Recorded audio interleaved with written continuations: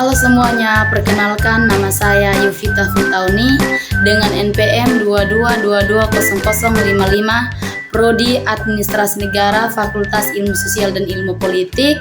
Saya salah satu mahasiswi dari Universitas Timur. Di sini saya akan mereview buku tentang komunikasi dan advokasi kebijakan yang diterbitkan oleh Litnus, penulis M. Husmi Tamrin, Lailur Mursyadi, Asi Widi Lestari, dan Agus Subianto. Bab 1. Kebijakan publik. A. Konsep kebijakan publik. Kebijakan publik dapat didefinisikan sebagai deklarasi resmi pemerintah yang mencerminkan pilihan utama dalam mengatasi berbagai tantangan atau masalah publik. Sebuah kebijakan publik yang efektif dan memiliki ciri-ciri tertentu seperti memiliki kelompok sasaran yang jelas, jangka waktu pelaksanaan yang spesifik, dan alokasi sumber daya yang mendukung realisasi dari kebijakan tersebut. Dalam praktik sehari-hari, penting untuk membedakan antara istilah kebijakan dan kebijaksanaan. Kata kebijakan mengacu pada sejumlah pilihan yang tersedia untuk dipilih berdasarkan prinsip-prinsip khusus. Adapun kebijaksanaan berkaitan dengan keputusan yang memberikan pengecualian terhadap aturan, misalnya memperkenalkan sesuatu yang biasanya dilarang. B. Aktor dalam kebijakan. Tamrin menyatakan bahwa aktor kebijakan dalam konteks kebijakan adalah mereka yang selalu terlibat dalam setiap proses kebijakan publik. Terdapat 3 aktor utama yang umumnya diakui, yaitu aktor dari sektor publik, aktor dalam sektor swasta, dan aktor dari masyarakat sipil. C. Aliran kebijakan publik. Yang pertama, aliran kontinentalis dan Anglo-Saksonis. Yang kedua, aliran kebijaksanaan publik di Indonesia. D. Teori perumusan kebijakan. Dalam pendekatan rasional komprehensif, kualitas hasil kebijakan publik harus berdasarkan pada pertimbangan yang logis dan sesuai dengan situasi serta kapasitas yang ada. Pembuat kebijakan harus dilengkapi dengan data dan informasi yang komprehensif agar analisis yang dilakukan melengkapi dan tidak memiliki kelemahan sehingga kebijakan yang dihasilkan mendekati kesempurnaan tanpa ada kesalahan. Bab 2. Manajemen kebijakan publik. A. Perumusan kebijakan. Parson menjelaskan bahwa perumusan kebijakan juga mencakup pandangan masyarakat atau opini publik dan ekspresi keinginan masyarakat atau suara publik. Mengingat pembuat kebijakan pada hakikatnya selalu dipengaruhi oleh berbagai nilai dan kepentingan sehingga tidak pernah netral dari beragam kepentingan yang ada. Nigro menjelaskan bahwa sulit untuk membuat kebatasan yang jelas antara proses pengambilan keputusan dan pembuat kebijakan. Setiap proses pembuat kebijakan sejatinya adalah sebuah proses pengambilan keputusan. B. Implementasi kebijakan. Hal terpenting dalam kebijakan publik adalah implementasi kebijakan. Apabila suatu kebijakan telah diputuskan, maka kebijakan tersebut tidak akan berhasil dan tidak akan terwujud jika tidak dilaksanakan. Upaya implementasi kebijakan memerlukan keahlian dan keterampilan untuk memahami permasalahan yang ada, sehingga posisi birokrasi menjadi strategis. Dapat dikatakan bahwa implementasi suatu kebijakan adalah suatu proses penerapan suatu kebijakan tersebut. C. Evaluasi kebijakan. Evaluasi kebijakan dijalankan untuk mengukur sejauh mana kebijakan publik berjalan efektif dan dapat dipertanggungjawabkan kepada publik guna mencapai sasaran yang telah ditentukan. Evaluasi ini bertujuan untuk mengidentifikasi perbedaan antara harapan dan realitas. Bab 3. Dinamika kebijakan publik. A. Konteks makro. Konteks makro kebijakan publik. adalah strategi dan tindakan yang diambil oleh pemerintah dengan tujuan memengaruhi keseluruhan perekonomian atau struktur sosial secara menyeluruh. Tujuan utama dari kebijakan makro adalah menciptakan stabilitas ekonomi, pertumbuhan yang berkelanjutan, serta mengurangi ketidaksetaraan. B. Arti penting kebijakan publik. Anderson dan Die menyebutkan bahwa studi kebijakan publik memiliki 3 manfaat penting, yaitu yang pertama, berguna dalam mengembangkan ilmu pengetahuan, yang kedua, berguna dalam meningkatkan profesionalisme praktisi, yang ketiga, berguna untuk tujuan publik. C. Peran kepemimpinan dalam kebijakan publik. Organisasi pemerintah yang bertugas memberikan layanan kepada masyarakat wajibkan bahwa semua aspek yang mendukung layanan tersebut selaras dengan regulasi pemerintah yang ada. Bab 4. Teori-teori pengambilan keputusan kebijakan. 1. Teori rasional komprehensif. Orgeuer menjelaskan bahwa teori analisis kebijakan rasional komprehensif berlandaskan logika rasional dan menggunakan data serta informasi yang lengkap. Setiap analisis perlu dilaksanakan dengan hati-hati, ketelitian, dan perhatian terhadap detail.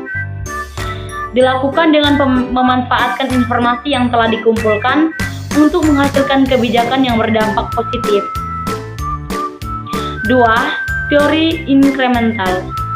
Teori inkremental pada hakikatnya memandang kebijakan publik sebagai kelanjutan dari kegiatan-kegiatan yang telah dilakukan oleh pemerintah di masa lampau dengan hanya melakukan perubahan-perubahan seperlunya.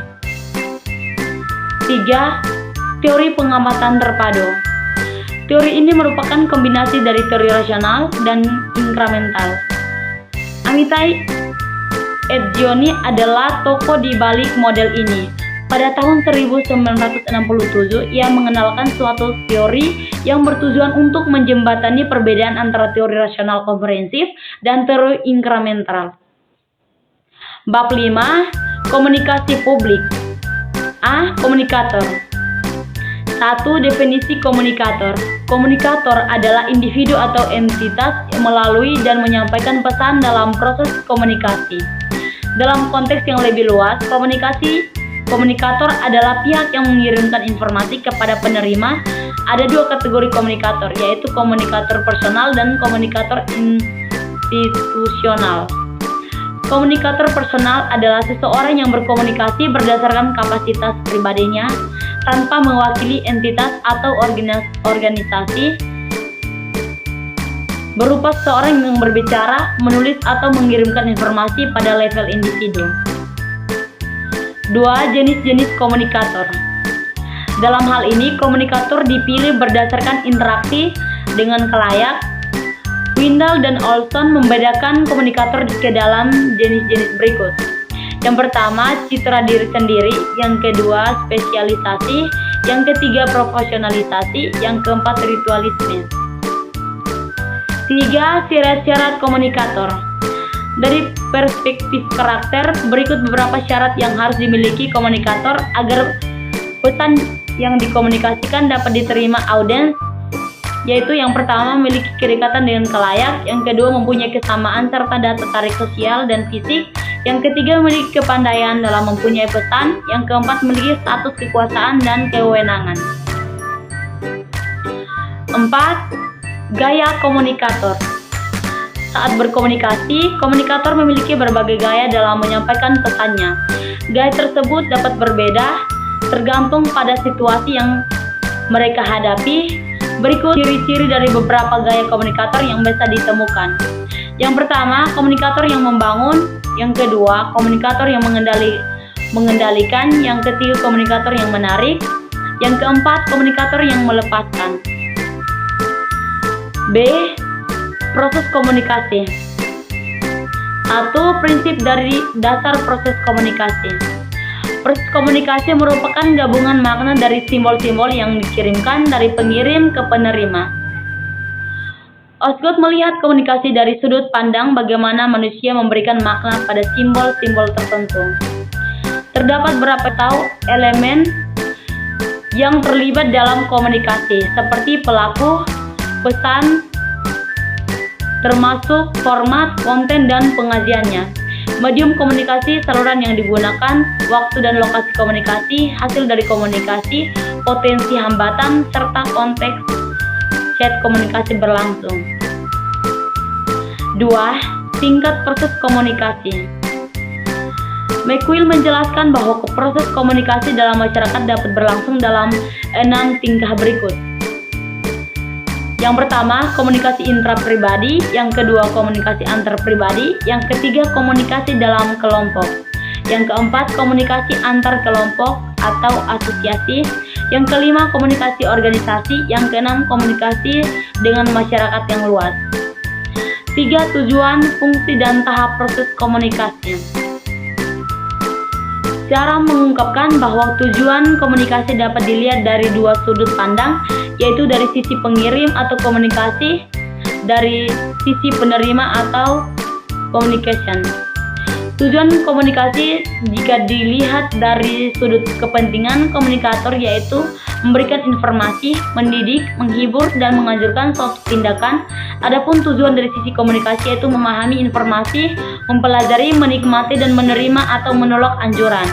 Dalam hal ini, Laswell mengatakan bahwa komunikasi memiliki 3 peran sosial. Pertama, mengawasi lingkungan. Kedua, menghubungkan berbagai segmen dalam masyarakat untuk mencapai kesepakatan mengenali lingkungan.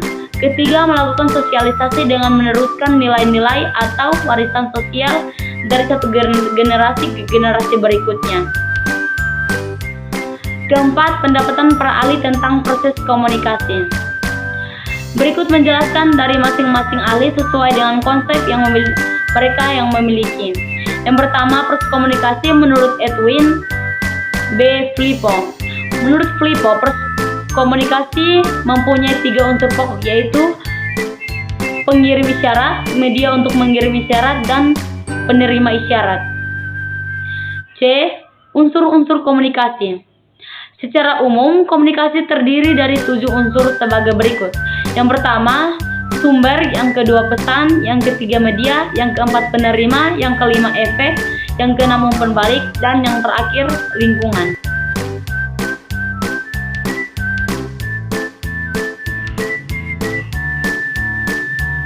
Bab 6. Model-model komunikasi. A. Model komunikasi linear.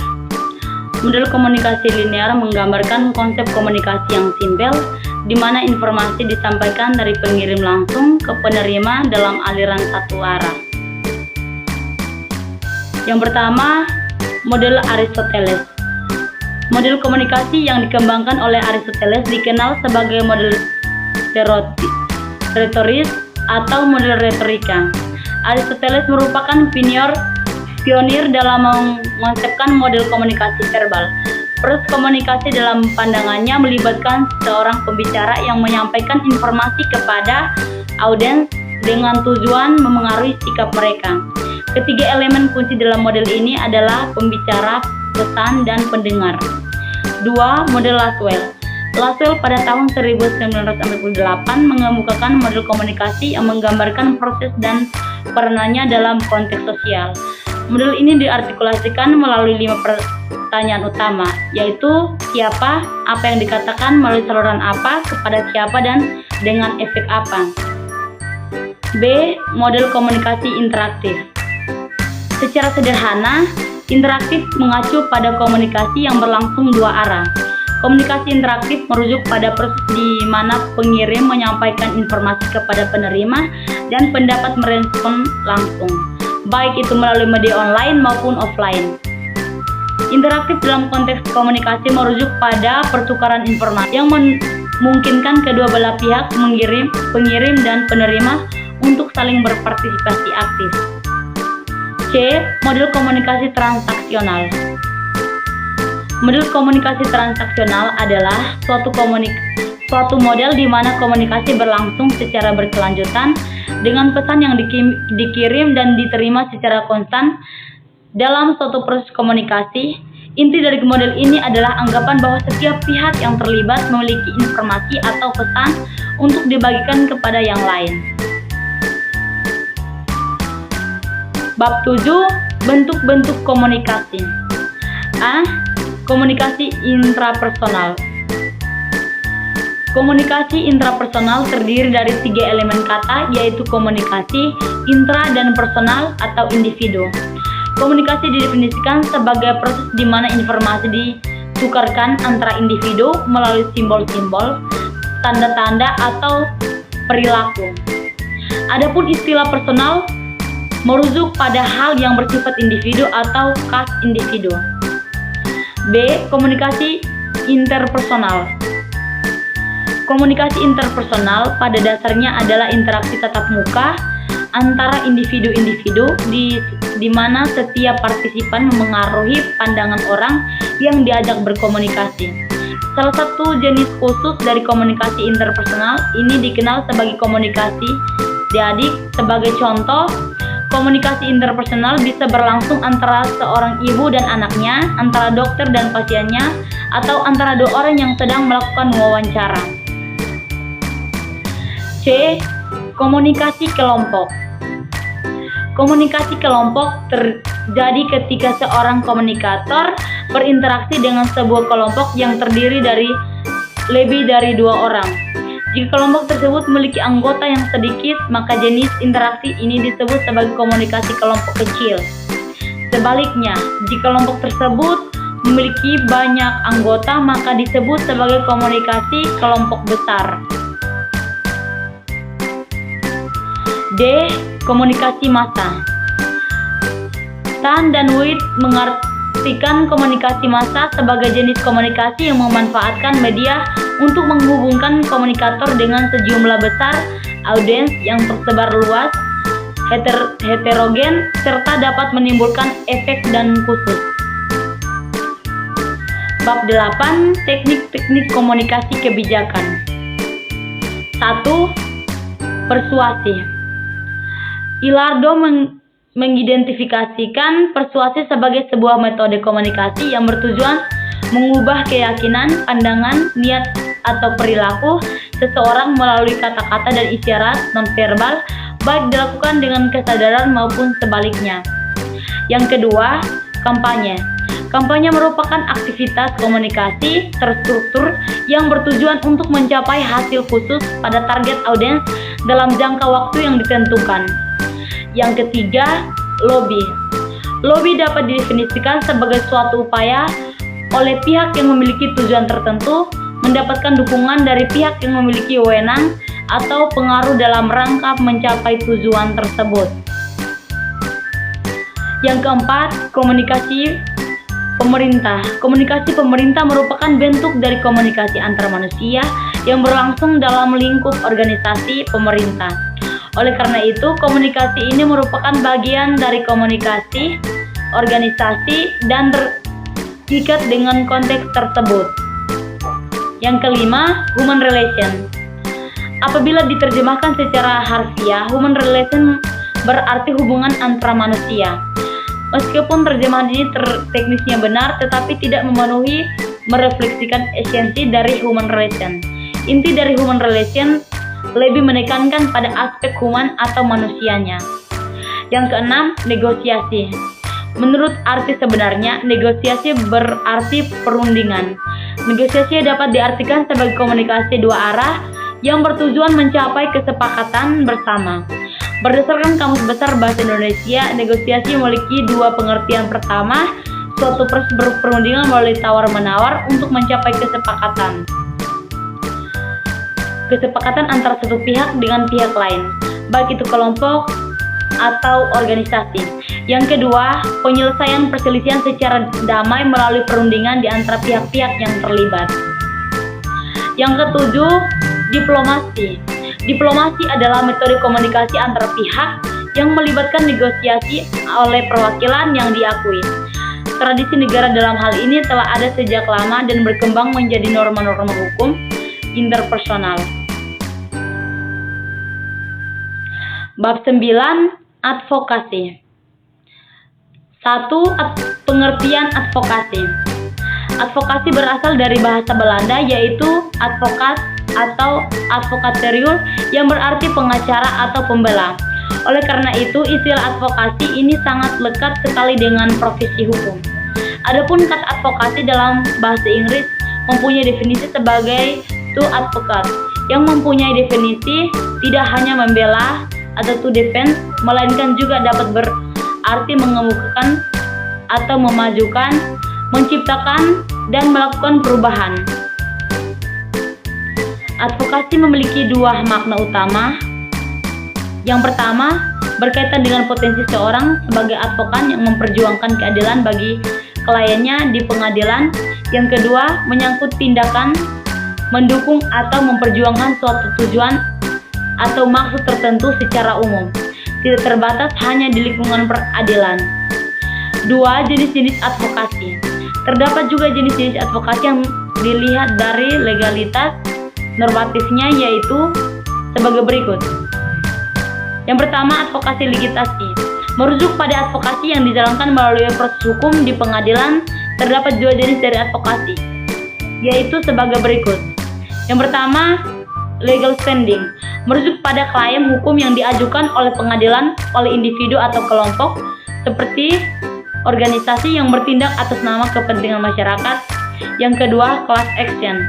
Merupakan bentuk tuntutan hukum yang biasanya berkaitan dengan permintaan kompensasi dan diajukan oleh kelompok orang atau entitas tertentu. Yang ketiga, unsur-unsur advokasi. Yang pertama, tujuan. Yang kedua, data. Yang ketiga, sasaran. Yang keempat, pesan. Yang kelima, pelaksanaan. Yang keenam, evaluasi. Yang ketujuh, dana. Dan yang kedelapan, koalisi. 4. Prinsip-prinsip advokasi. Prinsip-prinsip yang bisa dijadikan sebagai acuan dalam menyusun advokasi yang efektif. Yang pertama, advokasi memiliki pendekatan yang realistis. Yang kedua, advokasi harus dilakukan secara sistematis. Yang ketiga, secara teknis, advokasi memerlukan kerjasama. Yang keempat, secara strategis, advokasi berkaitan dengan penerapan kekuasaan. Yang kelima, kegiatan advokasi menurut teori John Hopkins University ada sebuah model advokasi yang sering disebut model A. Model ini dinamakan dan sebagai singkatan dari advokasi. Dalam konsep tersebut, advokasi dibagi menjadi 6 tahapan: analisis, strategi, mobilisasi, aksi, evaluasi, dan kesinambungan. Bab 10. Advokasi kebijakan. A. Aktor dalam advokasi kebijakan. Dalam konteks ini, advokasi kebijakan memegang peran kunci.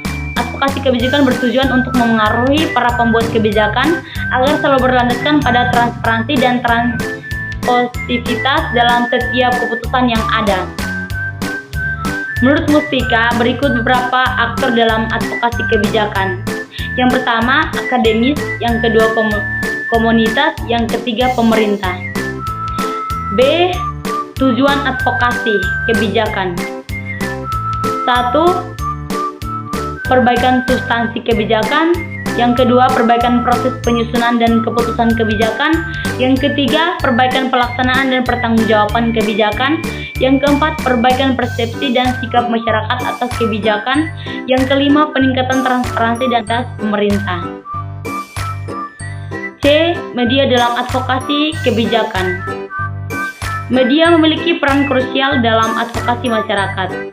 Bukan hanya media cetak dan media elektronik mainstream yang berpegang dalam mengedukasi dan menyuarakan isu masyarakat, tetapi juga alat-alat seperti poster, spanduk, pamflet, Twitter, Facebook, dan film pendek yang menjadi sasaran efektif untuk mengadvokasi dan mempromosikan masalah yang dialami oleh masyarakat. Media adalah saluran komunikasi yang memungkinkan informasi disebarkan ke khalayak luas. D. Langkah advokasi kebijakan. Advokasi adalah suatu mekanisme yang bergerak dan berubah-ubah karena melibatkan beragam pihak, ide, dan tujuan yang senantiasa berkembang dalam melakukan advokasi terkait kebijakan publik. Sarma menyuguhkan 6 langkah krusial berikut yang harus diperhatikan. Yang pertama, memahami inti dari kebijakan. Yang kedua, mengakui risiko dan dari kebijakan serta mengetahui pihak yang diuntungkan. Yang ketiga, mengenali pihak yang terpengaruh oleh kebijakan dan bagaimana dampaknya bagi mereka. Yang keempat, mengidentifikasi siapa saja yang terlibat dalam pembuatan kebijakan. Yang kelima, menyusun jaringan dalam kerangka formal seperti lembaga, legislatif maupun non-formal yang meliputi individu dan proses kebijakan. Yang keenam, memahami alasan dibalik dukungan dan jaringan terhadap kebijakan yang telah dirumuskan.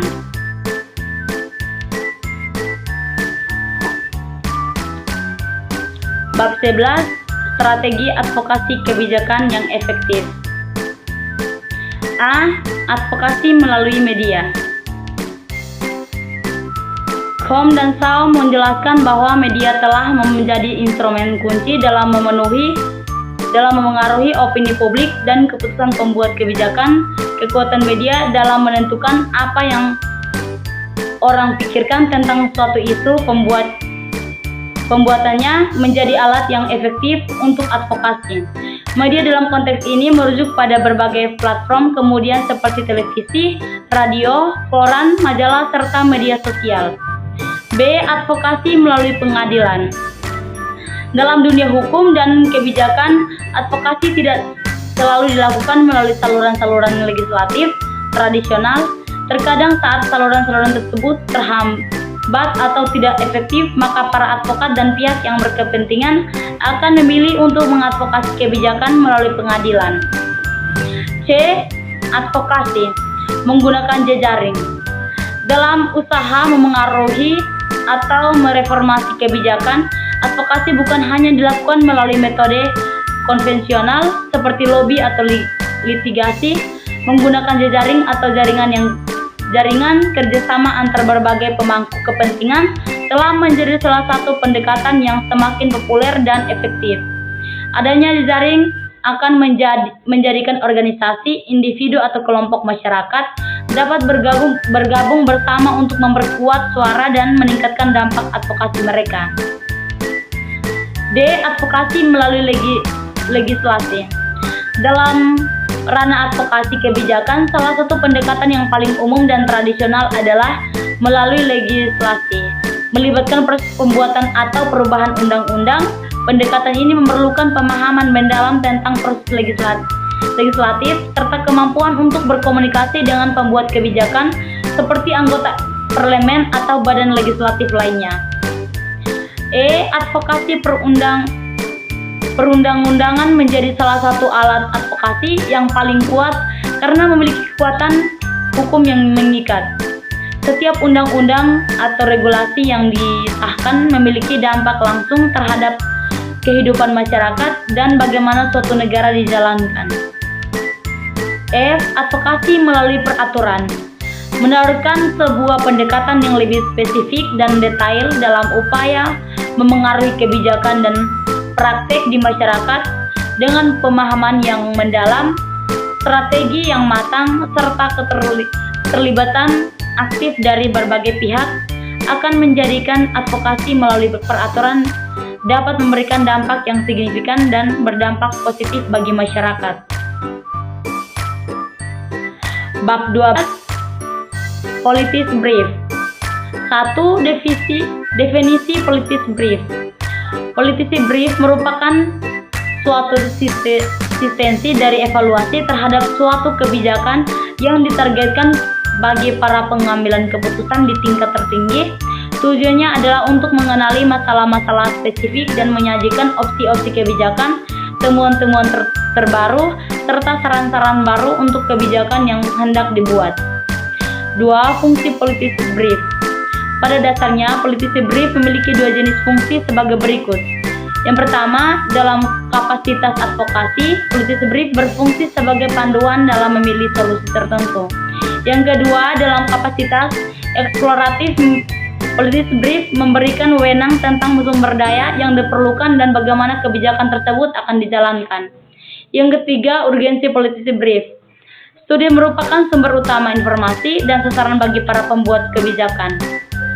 Namun, seringkali temuan dari penelitian yang telah dilakukan oleh Badan Penelitian dan Pengembangan kurang efektif dalam berkomunikasi dengan para pengambil kebijakan, meskipun hasil penelitian seharusnya dapat diolah menjadi naskah akademik, implementasinya belum optimal. 4. Kelebihan politisi brief. 1. Penyampaian yang ringkas dan menarik. Yang kedua, ketepatan waktu. Yang ketiga, orientasi pengguna. Yang keempat, logika kebijakan dijelaskan dengan sederhana. Yang kelima, karakter politisi brief. Karakter politisi brief sesuai dengan kelebihan yang dimiliki. Young dan Owing mengatakan bahwa politisi brief yang baik harus mengandung karakter berikut. Yang pertama, berfokus. Artinya seluruh konten dalam politisi brief harus berpusat pada pencapaian tujuan agar memenuhi ekspektasi audiens. Yang kedua, profesional atau bukan akademik. Artinya audiens lebih tertarik pada perspektif penulis mengenai isu dan solusi berdasarkan bukti terbaru daripada metodologi ilmiah dalam pengumpulan data. Yang ketiga, berdasarkan bukti.